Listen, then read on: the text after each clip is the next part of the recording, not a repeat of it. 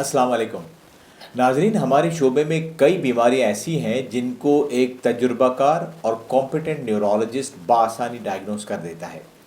ये इसलिए मुमकिन होता है क्योंकि ऐसी बीमारियां अपने अंदर एक ख़ास पैटर्न रखती हैं जिससे उन बीमारियों को पहचान लिया जाता है। लेकिन आज हम जिस बीमारी का जिक्र करने जा रहे हैं वो हमारे लिए किसी चैलेंज से कम नहीं है। मैं चाहूँगा कि आप ये वीडियो ज़रूर देखें ताकि अगर खुदा न खास्ता आपके घर या रिश्तेदारों में से किसी को ऐसी अलामात आ जाएं तो कम से कम आप ये ज़रूर सोचें और अपने डॉक्टर से पूछें कि कहीं यही वाली बीमारी तो नहीं है जिसका हम जिक्र करने जा रहे हैं। मैं आपको एक मरीज़ के बारे में मुख्तसरन बताता हूँ, उससे आपको इस बीमारी की नौयत को समझने में आसानी होगी। ये 25 साल के अहमद अली हैं जिनको मैंने उनकी बीमारी शुरू होने के तकरीबन 2 माह बाद देखा। ये एक मुकम्मल नॉर्मल शख्स थे। अचानक उनके अंदर नफ्सियाती मसाइल ने जन्म लिया। उनकी नींदें उड़ गईं, शदीद बेचैनी, डिप्रेशन, चीखना चिल्लाना। उन्होंने 3-4 साइकियाट्रिस्ट यानी नफ्सियाती डॉक्टरों को दिखाया, लेकिन बावजूद दवाओं के उनके नफ्सियाती मसाइल हल नहीं हो रहे थे। फिर उनको मिर्गी के दौरे पड़ना शुरू हो गए, जिसकी वजह से उन्होंने 2 न्यूरोलॉजिस्ट को दिखाया। उनके MRI ब्रेन हुआ, उनका LP यानी कमर से पानी निकलवाया। ये दोनों टेस्ट नॉर्मल नहीं थे और उनको दिमाग का एक वायरस का इन्फेक्शन जिसे वायरल एन्सेफेलाइटिस कहते हैं वो डायग्नोस करके उसकी तकरीबन 14 दिन तक दवाई दी गई, लेकिन हुआ कुछ भी नहीं। जब मैंने उनको देखा तो उनके नफ्सियाती मसाइल, MRI के ऊपर नज़र आने वाली एबनॉर्मलिटी और दवाइयों से मरीज़ की तबीयत के बेहतर न होने की बुनियाद पर इस बीमारी का डायग्नोसिस बनाया, इलाज शुरू किया और पहली 2 डोजेज से ही मरीज़ तकरीबन 50% अल्हम्दुलिल्लाह बेहतर हो गया। जी हाँ, मैं बात कर रहा हूँ ऑटो इम्यून इंसेफेलाइटिस की, जिसे लिम्बिक इंसेफेलाइटिस भी कहा जाता है। एक ऐसी बीमारी जिसके लिए मुहावरतन हम कह सकते हैं कि इसका कोई दीन ईमान नहीं है।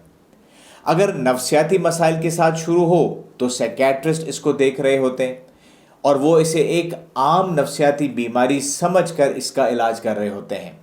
वो अलग बात है कि दवाओं से उसे कोई ख़ास फ़ायदा नहीं होता।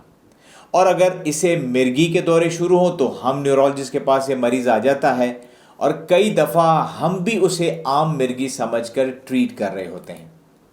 हम अपनी इस वीडियो में कुछ सवालात रखेंगे जिनके जवाब हमको इस बीमारी को समझने में मदद देंगे। साथ हम ये भी समझने की कोशिश करेंगे कि हमें कैसे पता चले कि ये शख्स जिसको नफ्सियाती मसाइल का या आसाबी मसाइल का सामना है, ये आम नफ्सियाती या आसाबी बीमारियां हैं या ये ऑटो इम्यून इंसेफेलाइटिस है। मैं आपको 3 वजूहात बताता हूँ जिसकी वजह से हम ऑटो इम्यून इंसेफेलाइटिस को चैलेंजिंग बीमारी समझते हैं।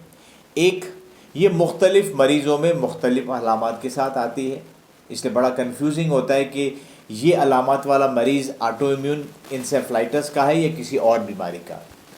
दूसरा, इसकी अलामत जो है वो दूसरी बीमारियों से मिलती हैं जिसकी वजह से शुरू में पता ही नहीं चलता कि ये ऑटो इम्यून इंसेफेलाइटिस है या दूसरी बीमारी।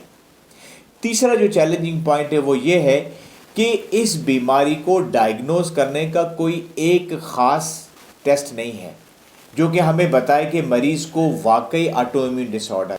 नाजरीन, ऑटो इम्यून इंसेफेलाइटिस दिमाग की एक ऐसी बीमारी है जिसमें दिमाग का एक मखसूस हिस्सा जिसका नाम टेम्पोरल लोब है, जो कि आप तस्वीर में देख रहे हैं, यहाँ पर इन्फ्लेमेशन यानी सोजिश आ जाती है।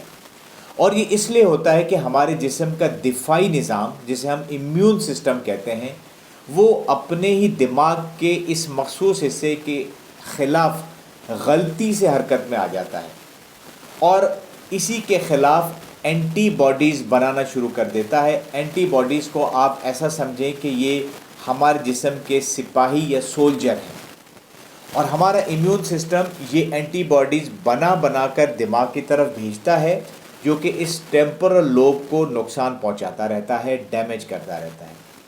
अब सवाल ये पैदा होता है कि ये एंटीबॉडीज़ बनती क्यों हैं। इसके लिए ऑटो इम्यून इंसेफेलाइटिस को 2 किस्मों में तकसीम किया गया है। एक का नाम है पैरान्यूप्लास्टिक ऑटो इम्यून इंसेफेलाइटिस, इस किस्म के अंदर मरीज़ के जिस्म में कहीं पर कोई कैंसर वगैरह अगर मौजूद हो, तो क्योंकि जब भी किसी को कैंसर होता है तो हमारा बॉडी का ये जो इम्यून सिस्टम है वो इस कैंसर के खुलियों के ख़िलाफ़ हरकत में आ जाता है ताकि उसको डैमेज करे, और वो करता है डैमेज एंटीबॉडीज़ बनाकर। लेकिन गलती से क्या होता है कि वो एंटीबॉडीज़ जो कि उसने कैंसर को मारने के लिए, उसको डैमेज करने के लिए बनाई होती है, वो हमारे दिमाग के उस टेम्पोरल लोब को जाके डैमेज करना शुरू कर देती हैं।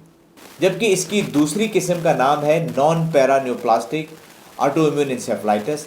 इसमें मरीज़ को कैंसर तो नहीं होता, लेकिन किसी अनजाने सबब से, पता नहीं क्या सबब है, उसमें यही वाला प्रोसेस जो है दिमाग के ख़िलाफ़ फिर गलती से एंटीबॉडीज़ बनाना शुरू करता है, जो कि वहाँ जाके डैमेज करता है। अलामात बताने से पहले मैं ये बता दूं कि ये ऑटो इम्यून इंसेफेलाइटिस उम्र के किसी भी हिस्से में हो सकती है, क्या बच्चा, क्या जवान और क्या बूढ़ा। नाज़रीन, ऑटो इम्यून इंसेफेलाइटिस की अलामात किसी भी मरीज़ में दो तरीके से ज़ाहिर होती हैं। या तो वो नफ्सियाती मसाइल की शक्ल में ज़ाहिर होती हैं या आसाबी यानी न्यूरोलॉजिकल शक्ल में। जो नफ्सियाती सिम्टम्स या अलामात होती हैं उनमें एक है मूड डिस्टर्बेंस। इसमें मरीज़ के मूड में अचानक उतार चढ़ाव आना शुरू हो जाते हैं। कभी वो खुश होता है तो कभी गमगीन या रंजीदा, बेचैन, चिड़चिड़ा। यहाँ मैं ये बात वाज़े कर दूँ कि इस तरह का तबीयत में उतार चढ़ाव अगर हल्का फुल्का है तो ये तो हम सब की रोज़मर्रा ज़िंदगी में होता ही है, जो कि एक अलग बात है, एक नॉर्मल बात है। लेकिन अगर ये आपको एक नई चीज़ महसूस हो तो इसे बिल्कुल बिल्कुल सीरियस लेना चाहिए। दूसरा नफ्सियाती मसला जो है वो है साइकोसिस।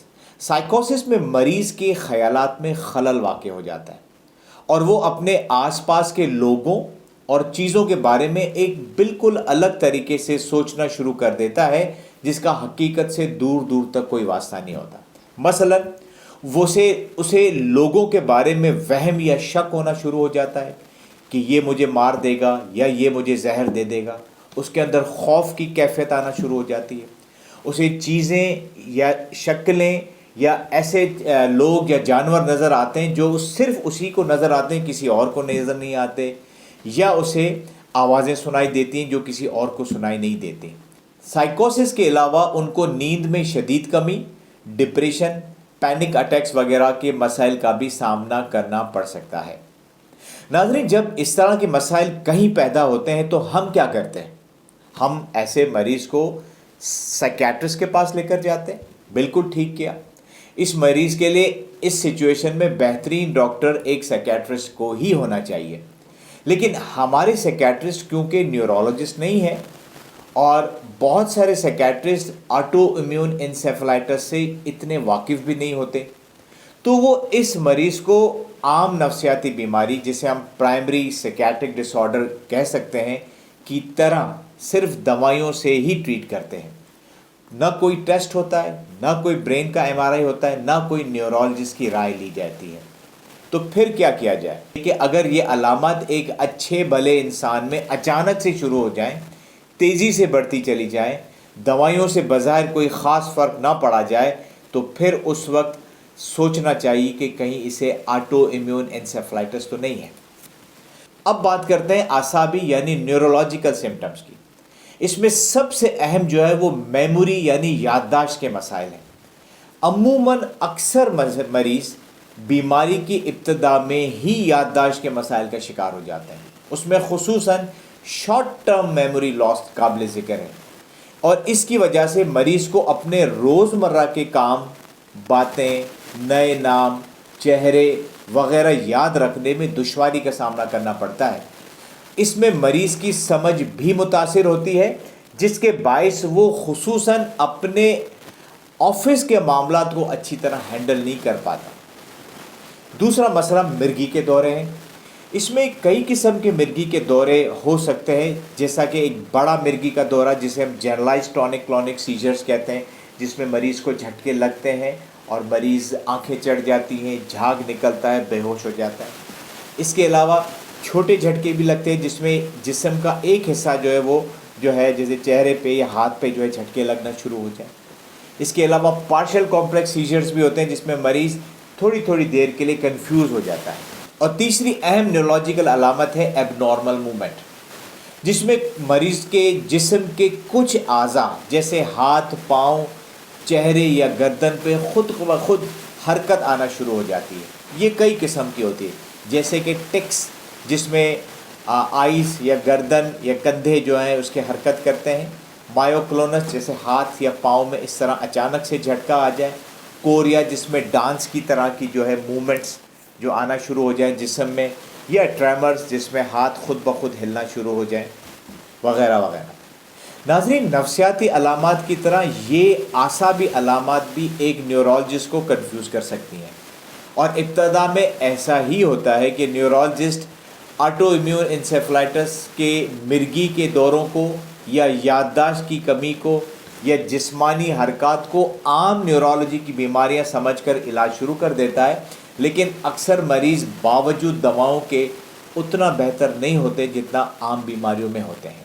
اگر ایسی سچویشن کو کسی نیورولوجسٹ کو واسطہ پڑے تو میری سجیشن ہوگی کہ آپ ضرور آٹو امیون انسیفلائٹس کی پاسبلٹی کے بارے میں سوچیں۔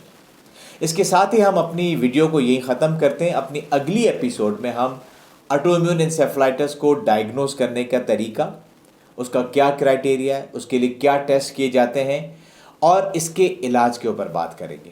اس وقت تک کے لیے اجازت، اپنے پیاروں اور اپنے اس چینل کا خیال رکھیے۔ اللہ حافظ۔